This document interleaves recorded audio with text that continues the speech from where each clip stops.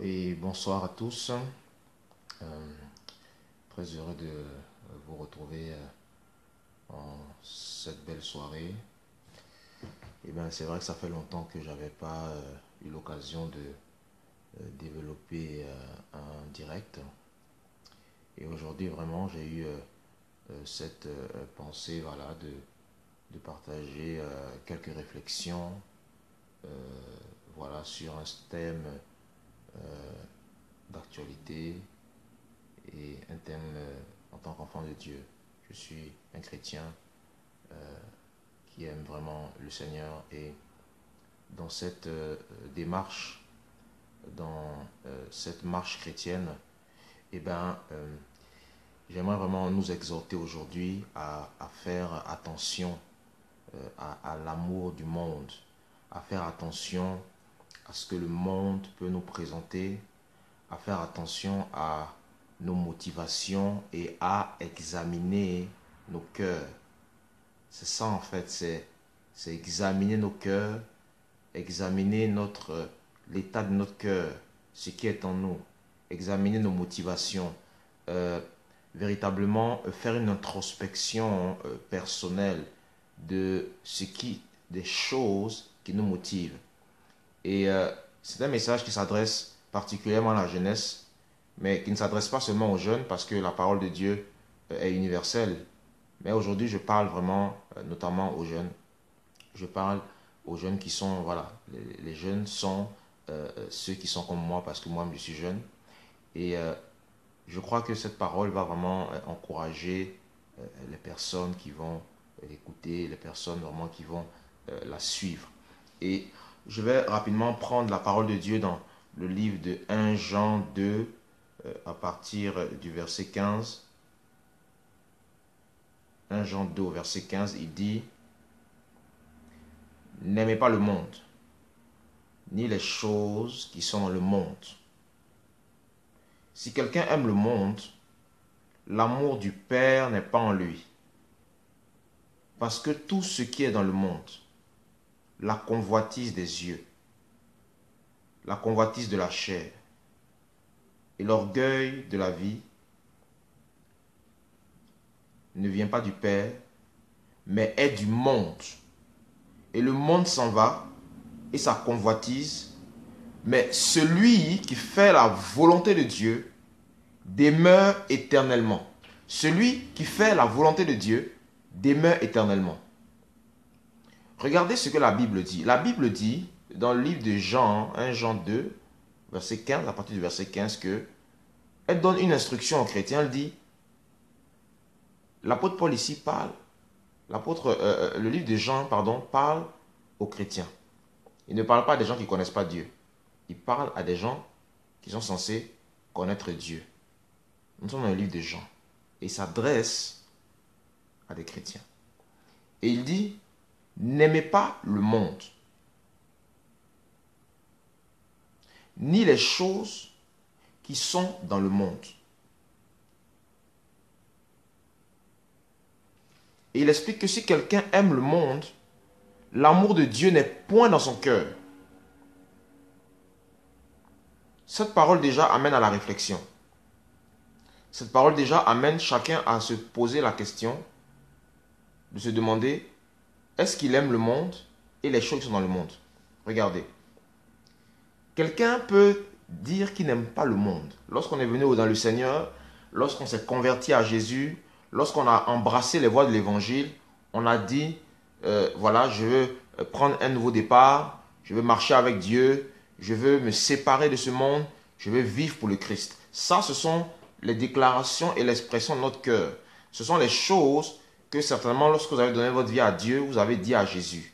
Vous avez dit que là, maintenant, je vais te suivre. Et là, vous êtes entré dans cet esprit-là, dans cette dynamique où vous avez commencé à abandonner des choses. Par exemple, notamment, voilà, dans la jeunesse, bien souvent, il est dit, voilà, j'allais en boîte de nuit, maintenant, je ne vais plus en boîte de nuit. Voilà, j'étais quelqu'un qui était à fond dans les femmes, à fond dans la séduction, à fond vraiment dans les fêtes, vraiment. Et lorsque j'ai donné ma vie au Seigneur, j'ai arrêté ces choses. J'ai arrêté, voilà, d'avoir des rapports avec des femmes. J'ai arrêté, voilà, de faire plusieurs choses. Ça, c'est vraiment l'œuvre que Dieu va faire dans ta vie. Lorsque tu vas venir à lui, il va vraiment mettre en toi vraiment cette pensée-là d'arrêter les choses que tu pratiquais dans le passé. Ça, c'est bon. Ça, c'est un début. Ça, c'est une chose que l'Évangile va faire dans la vie de chaque personne qui a vraiment, sincèrement décidé de marcher avec le Christ. Ça, c'est un fait. Et là, la Bible nous dit, n'aimez pas le monde. Et très souvent, il est facile pour nous de dire, je n'aime pas le monde, je suis chrétien. Moi, je n'aime pas le monde, j'ai donné ma vie à Jésus. Maintenant, je marche dans la parole de Dieu. Donc, je n'aime pas le monde. Je ne fais plus ça, je ne fais plus ceci, je ne fais plus cela, alors je n'aime pas le monde. Ok. C'est un fait. Maintenant, la Bible dit en plus de ne pas aimer le monde. Elle dit de ne pas aimer les choses qui sont dans le monde. C'est là maintenant où les choses deviennent intéressantes. C'est là maintenant où chacun doit se poser des véritables questions. Oui, on proclame qu'on n'aime pas le monde. Parce qu'on est chrétien. Parce qu'on a décidé de marcher selon la parole de Dieu. Mais est-ce que véritablement nous n'aimons pas les choses qui sont dans le monde? Ça, c'est la réflexion maintenant à avoir. Est-ce que véritablement, comme la Bible dit ici, n'aimez pas le monde, ni les choses, on dit ni les choses qui sont dans le monde. C'est-à-dire que quelqu'un peut aimer le monde, ne pas aimer le monde, mais dans son cœur, il peut y avoir des choses qui sont dans le monde que lui, il aime. Il peut dire qu'il n'aime pas le système du monde. Mais dans nos cœurs, on peut aimer des choses qui sont dans le monde. Et c'est là où le Seigneur nous interpelle. C'est là où il dit que si quelqu'un aime le monde, l'amour du Père n'est pas en lui.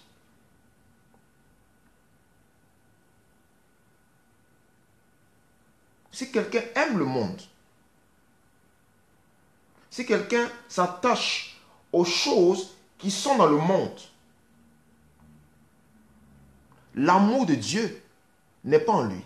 L'amour de Dieu n'est pas déversé en lui. L'amour de Dieu n'est pas manifesté en lui. Ça, c'est une réflexion. En tant que jeune, je dis que j'aime le Seigneur, que j'ai quitté le monde. Mais est-ce que véritablement, je n'aime pas les choses qui sont dans le monde? Ça, c'est la véritable question à se poser. Ça, c'est une réflexion à avoir. Et souvent, les gens se posent des questions, mais c'est quoi le monde finalement? Parce que c'est quoi les choses qui sont dans le monde? C'est quoi le monde? Est-ce que le monde, c'est le fait d'aller au cinéma, par exemple? Est-ce que c'est ça le fait d'aimer le monde? Est-ce que le monde, c'est le fait... Bonsoir, du coup. Est-ce que le monde, c'est le fait d'aimer aller au cinéma? Est-ce que le monde, c'est le fait que, par exemple, moi, ben, voilà, je suis un sportif, j'aime le foot, j'aime le basket, j'aime le tennis. Est-ce que c'est ça, est-ce que c'est ça le fait d'aimer le monde? Et ça amène plusieurs dans une confusion où on ne sait pas exactement c'est quoi le monde et où on a un mauvais regard sur ce qui est le monde et sur ce qui n'est pas le monde. Bonsoir, Lévi. Ça, c'est une question à se poser. Le monde, c'est quoi? La Bible s'interprète par la Bible. Elle dit, lorsque vous continuez de lire le verset, elle dit, parce que tout ce qui est dans le monde, à partir du verset 16, la convoitise de la chair, la convoitise des yeux et l'orgueil de la vie n'est pas du Père, mais est du monde. Et le monde s'en va et sa convoitise. Mais celui qui fait la volonté de Dieu demeure éternellement. Oui. La Bible vient d'expliquer c'est quoi le monde et le système du monde. Elle dit que le monde c'est un système, le monde. C'est un système de pensée. Le monde, c'est un système de pensée. Retenez. C'est un système de pensée. C'est une façon de penser. C'est une façon d'agir qui est basée sur l'esprit de la convoitise. C'est ça le monde. La Bible te dit qu'est-ce qu'est le monde et comment est régi son système. Parce que tout ce qui est dans le monde, la convoitise de la chair, le monde, la convoitise des cieux et l'orgueil de la vie n'est pas de Dieu. On dit que ce n'est pas de Dieu. Ça, c'est la parole de Dieu qui dit ça. 3 choses qui caractérisent le système du monde. La convoitise de la chair, la convoitise des yeux et l'orgueil de la vie. 3 choses sur lesquelles le monde est basé, sur lesquelles le monde est régi. Et la Bible dit de ne pas aimer ces choses-là. Ce sont ces choses qui constituent le monde et son système que la Bible dit de ne pas aimer. Elle ne dit pas de ne pas aimer les personnes qui ne sont pas chrétiennes. Elle ne dit pas de ne pas aimer la connaissance. Elle ne dit pas d'être abruti. Elle ne dit pas de se cantonner dans l'église et de ne pas sortir. Elle dit de ne pas aimer le système du monde qui est basé sur la convoitise de la chair, sur la convoitise des yeux et sur l'orgueil de la vie. Prenez le temps de la réflexion sur ces trois choses.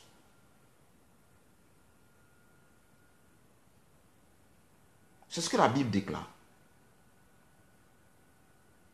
Qu'est-ce que la convoitise de la chair? La convoitise, c'est désirer quelque chose de façon immodérée, sans modération, de façon excessive. C'est désirer quelque chose dans son cœur, convoiter. Ça agit même dans nos membres. Ça nous pousse à faire des choses même, des fois qui ne sont pas raisonnables. C'est la convoitise. La Bible parle de la convoitise de la chair. La convoitise de la chair. Ce sont ces choses-là qu'on désire dans notre chair, dans notre âme, qui ne sont pas poussées, qui sont immodérées, qui ne sont pas des désirs qui viennent de Dieu, qui sont des choses qui nous amènent à réagir de façon excessive, qui nous amènent à réagir de façon contraire à la parole de Dieu. C'est la convoitise de la chair. Et ça, c'est le système du monde.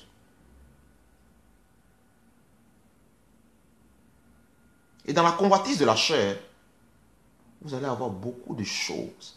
Beaucoup de choses vont se manifester dans la convoitise de la chair. Vont vous amener à avoir des comportements, des façons d'agir qui n'ont rien à voir avec la parole de Dieu, qui ne sont pas motivés par la parole de Dieu, qui ne sont pas inspirés de l'esprit. Et lorsque nous agissons comme ça, nous aimons le monde. Nous aimons les choses qui sont dans le monde. Oui, nous disons que nous n'aimons pas le monde.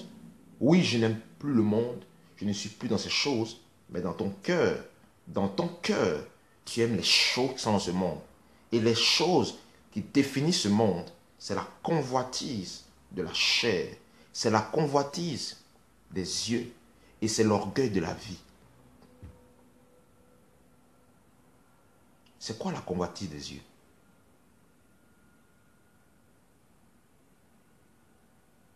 La convoitise des yeux, déjà, elle vient de tes yeux.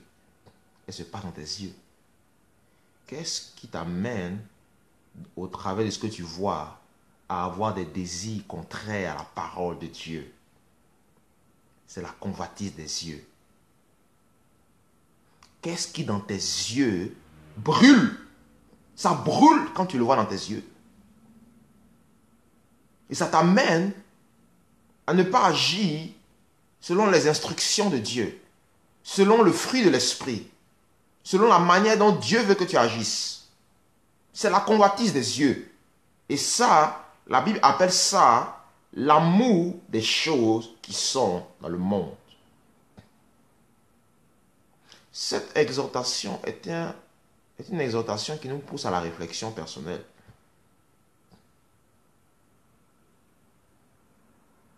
Souvent, nous sommes des chrétiens, on dit je n'aime pas le monde.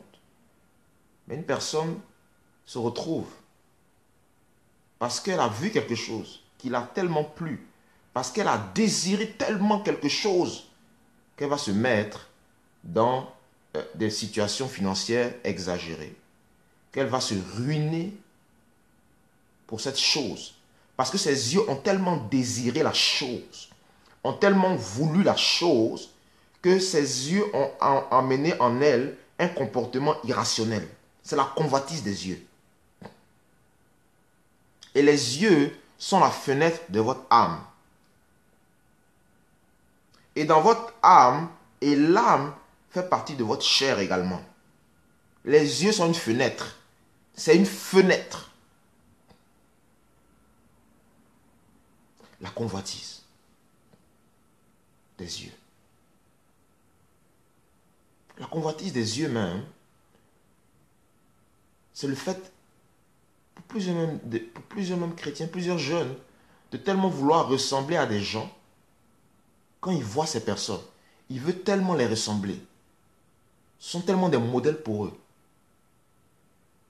qu'ils sont prêts même à faire des choses qui vont les amener même à se détourner de la foi. Parce qu'ils veulent les ressembler. Parce que ce sont leurs modèles. Ils sont prêts même à laisser certaines de leurs valeurs pour ressembler à ces gens. Sous voilà, le fait qu'il faut réussir. Il y a ce phénomène-là où maintenant, homme ou femme, parce que telle personne a tel style vestimentaire, parce que telle personne a telle coupe de cheveux, parce que telle personne a développé telle chose, alors tout le monde, même chrétien, commence à vouloir faire cela. Parce que les yeux ont vu ça. C'est la convoitise des yeux. C'est l'amour du monde. Alors qu'on peut aller à l'église prier en langue, alors qu'on peut chanter des cantiques. Mais dans nos cœurs, nos yeux ont déjà été, entre guillemets, pollués par cela. Et la convoitise est déjà née. Elle a déjà produit quelque chose. Elle a produit des rejetons. La convoitise des yeux. Alors on peut se prendre en photo, on peut faire des choses, on peut vouloir adopter une telle posture parce que nos yeux ont vu quelque chose. L'image qui est reflétée, ce n'est pas forcément l'image de Christ, ce n'est pas forcément l'image de la consécration, c'est l'image d'une personne. C'est l'image qui a été créée par une convoitise des yeux. Je sais que lorsque plusieurs ont écouté ce message, ils vont trouver que Franck juge les gens, Franck est dur. Mais c'est un message qui t'invite à sonder ton cœur, à te demander pourquoi je fais ça, à te demander ce désir-là, il vient d'où? Toi qui es jeune, toi qui me regardes.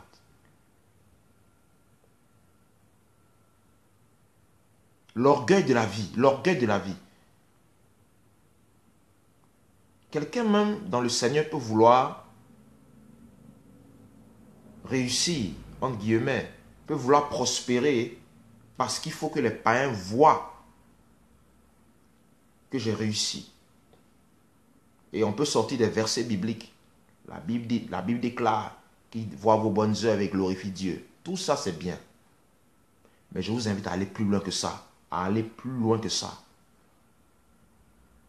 Est-ce que s'asseoir et courir derrière des richesses pour juste que les gens voient que j'ai réussi, est-ce que ce sentiment-là vient de Dieu? Ça, c'est une réflexion à avoir. Est-ce qu'il vient de Dieu?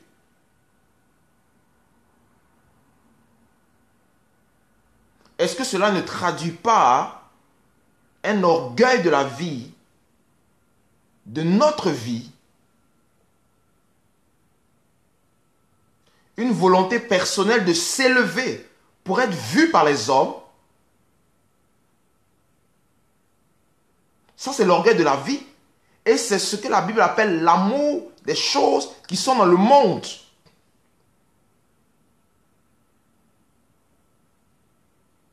Réflexion à avoir. Réflexion à avoir. L'orgueil de la vie. Vouloir véritablement être vu. Vouloir être vu parce qu'il faut être vu.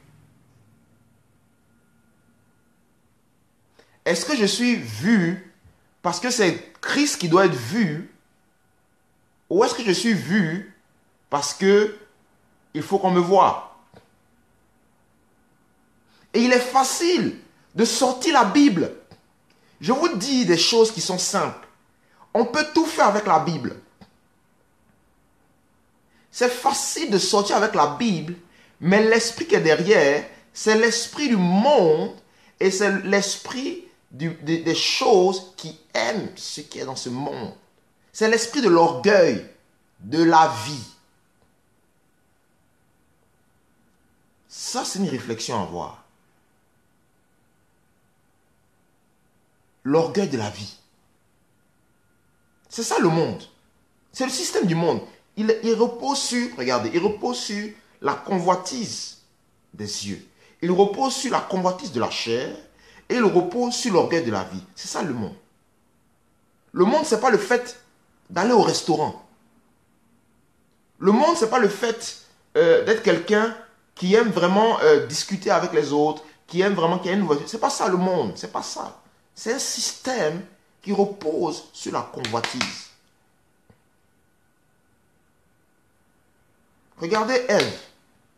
La Bible dit que lorsqu'elle a parlé avec le serpent, qui était rempli du diable à cet instant même, parce que le serpent n'était pas le diable. Le serpent avait été infiltré par le diable. Lorsqu'elle a parlé avec lui, quelque chose dans son cœur, elle a commencé à regarder l'arbre. Et la Bible dit qu'elle vit que l'arbre était agréable.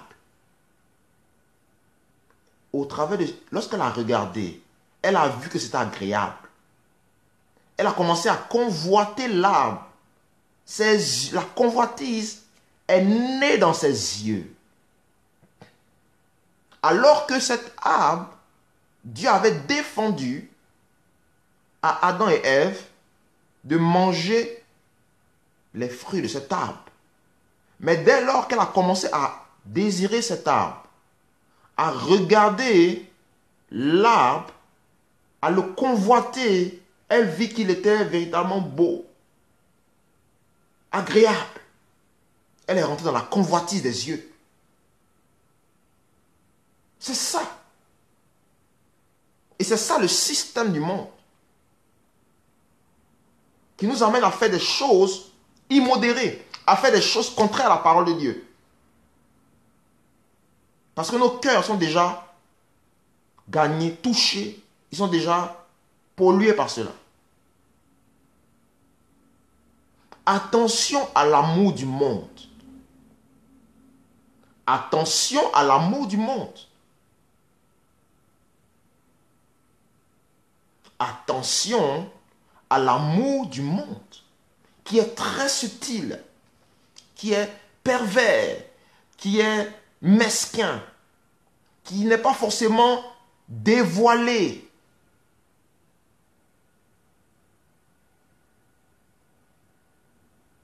La Bible dit dans le verset plus tard que c'est celui qui fait la volonté de Dieu qui demeure toujours.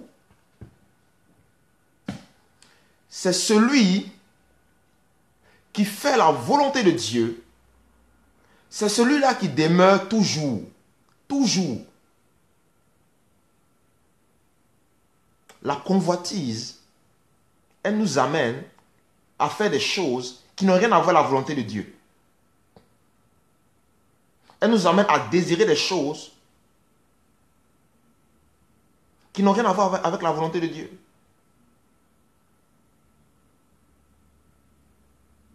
Elle nous amène à vouloir désirer des choses qui peuvent être des choses bien. Qui peuvent être des choses même qui viennent de Dieu. Mais qui ne sont pas poussées par l'Esprit de Dieu. Quelqu'un peut vouloir se marier parce que le mariage vient de Dieu. Le premier mariage a été célébré par Dieu lui-même. Dans le Jardin d'Éden, la Bible dit que Ève vint vers Adam. Adam vit Ève et il dit, voici la chair de ma chair, l'os de mes os. On l'appellera femme, celle qui est sortie de moi. Alors le mariage vient de Dieu. Quelqu'un peut vouloir se marier. C'est une bonne chose de vouloir se marier. Mais il veut se marier par la convoitise. Parce qu'il a vu les autres se marier. Parce qu'il a vu la gloire du mariage. Parce qu'il a vu que les gens sont ensemble, ils sont beaux, ils sont mignons. Vraiment, la fête est superbe. Vraiment, il y a une gloire quand on est marié, monsieur, madame. Il veut se marier par la convoitise des yeux. Il veut se marier par l'amour du monde. Mais il veut quelque chose qui est bien. Vous voyez comment l'amour du monde est subtil. Comment il est subtil.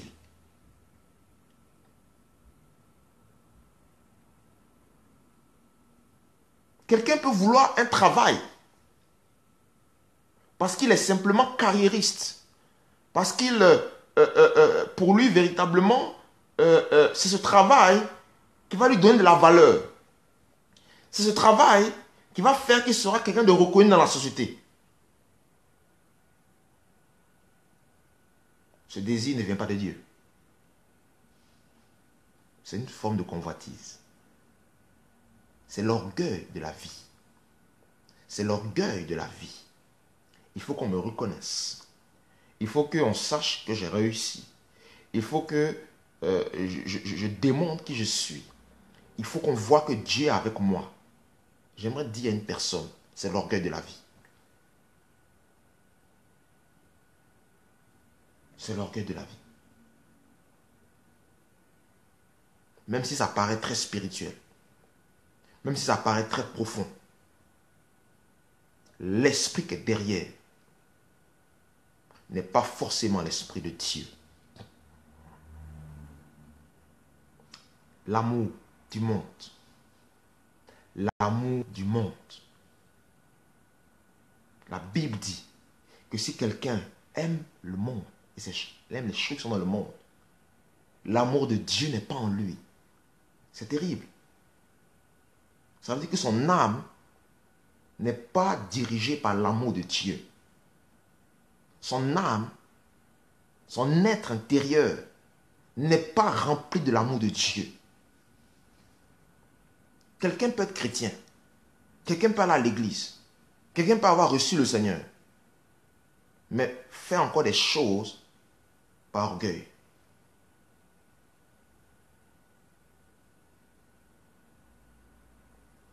C'est une réflexion à avoir. C'est quelque chose qu'il faut... il faut se positionner devant Dieu. Laisse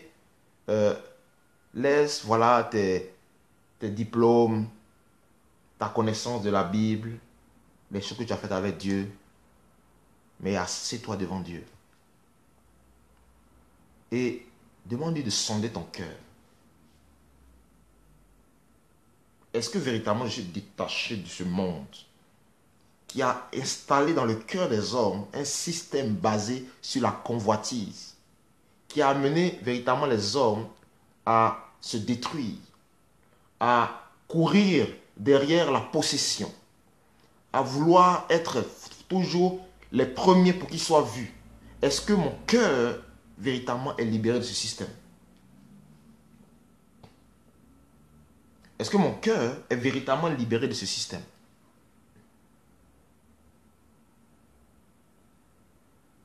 Et ce système me pousse toujours à aller vers les choses qui ne sont pas de Dieu. Cette vidéo est là vraiment pour nous exhorter à ne pas nous arrêter seulement aux choses visibles, à ne pas nous arrêter seulement au fait que oui, je n'aime plus le monde, j'ai arrêté de faire ces choses, je ne fume plus, je ne bois plus, je marche dans la parole, dans la sainteté, voilà. Mais cette vidéo t'amène à sonder ton cœur. Qu'est-ce qui est en toi? Et ton cœur sera purifié par l'amour de Dieu. Ton cœur sera libéré de l'amour du monde. Et l'amour du monde est basé sur la convoitise. L'amour du monde nous rend esclaves des choses naturelles, des choses qu'on voit, des choses qui sont autour de nous. La convoitise de la chair, la convoitise des yeux, l'orgueil de la vie. L'amour du monde ne nous rend pas esclaves de Dieu, mais nous rend esclaves des choses qui sont dans le monde. Si nous sommes esclaves de Dieu, c'est-à-dire si nous dépendons de Dieu, alors nous serons libérés de l'amour du monde, de l'amour des choses de ce monde. Nous serons libérés de la convoitise de la chair. Nous serons libérés de la convoitise des yeux. Et nous serons libérés de l'orgueil de la vie. Cette vidéo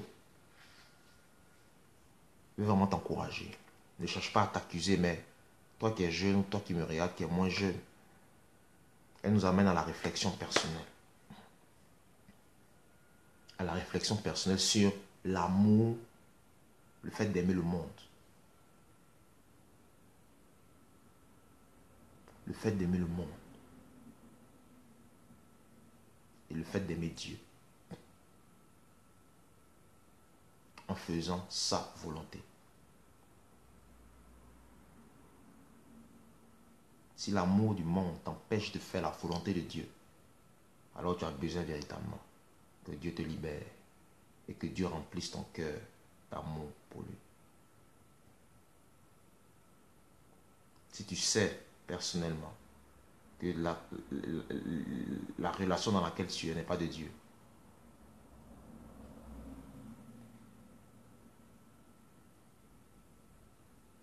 et tu te dis, je vais à l'église, Dieu m'aime comme ça, j'aimerais te dire que l'amour du monde est encore en toi et tu as véritablement besoin de passer à autre chose. Tu as véritablement besoin de faire la volonté de Dieu. La convoitise de la chair qui t'empêche véritablement de te séparer de ce lien doit être brisée par l'amour de Dieu. La Bible déclare que l'amour de Dieu est déversé dans nos cœurs par le Saint-Esprit. L'amour de Dieu est déversé dans nos cœurs par le Saint-Esprit. L'amour de Dieu est une délivrance. L'amour de Dieu apporte la délivrance de l'amour du monde. L'amour de Dieu apporte la délivrance de la convoitise de la chair. L'amour de Dieu apporte la délivrance de la convoitise des yeux. L'amour de Dieu apporte la délivrance de l'orgueil de la vie. Ça apporte cette délivrance. C'est véritablement cette réflexion que je voulais nous encourager à avoir ce soir. Faisons attention à l'amour du monde.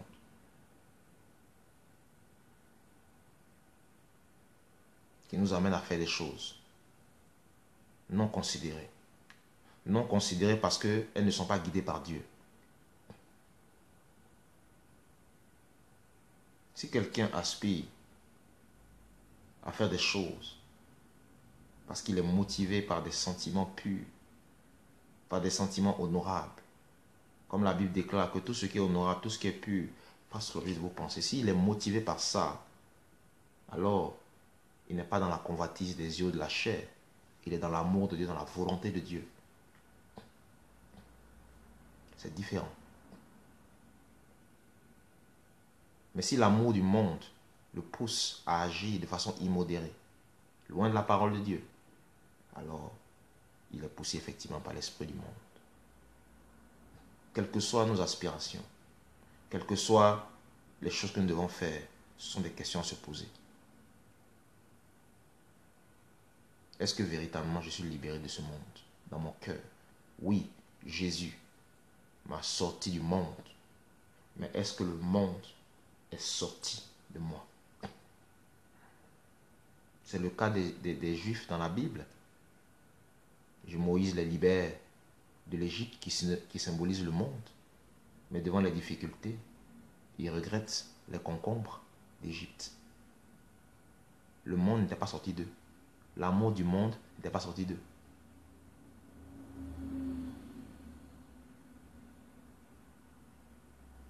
Cela est véritablement une réflexion à avoir et une démarche personnelle à faire. Qu'est-ce que le monde a encore en moi? Qu'est-ce que la convoitise des yeux a encore en moi? Qu'est-ce que la convoitise de la chair a encore en moi? Qu'est-ce que l'orgueil de la vie a encore en moi? J'ai besoin de l'amour de Dieu. Ça déverse dans mon cœur. J'espère que cette vidéo vous a vraiment fait du bien, vous a encouragé. C'était une réflexion personnelle sur l'importance pour un enfant de Dieu à l'éclairage des Écritures de ne pas aimer ni le monde et ni les choses qui sont dans le monde. Eh bien, je vous remercie voilà, de m'avoir écouté, à toutes les personnes qui étaient présentes en direct et puis à toutes les personnes qui suivront ce message ensuite sur les réseaux sociaux. Que Dieu vous bénisse et on se retrouvera certainement très bientôt pour d'autres réflexions voilà, bibliques sur la vie chrétienne, sur voilà, plusieurs sujets que j'aurai à cœur voilà, de vous partager. Passez une bonne soirée, soyez bénis. Bye bye.